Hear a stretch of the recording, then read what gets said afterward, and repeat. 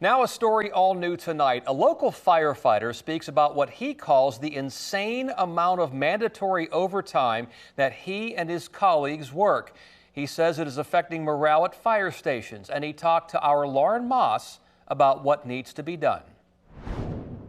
One local firefighter told me he got off a 24-hour shift just in time for Father's Day with his two little girls. That's when he was told he needed to work an additional 12 hours.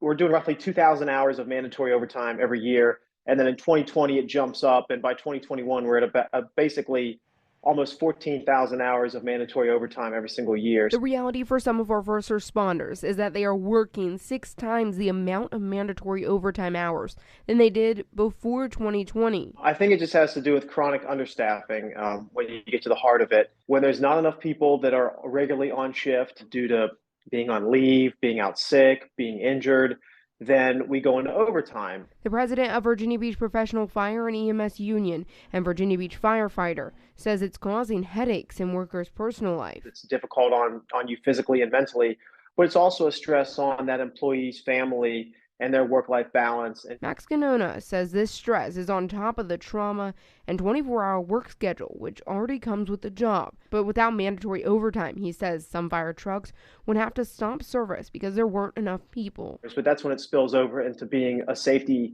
concern for the citizens. That's why Gonano says firefighters continue to show up to serve their community. But he says if departments hire more people, it could relieve the stress. Better recruitment and retention, and more employees to fill the spots that we have to fill. That's number one.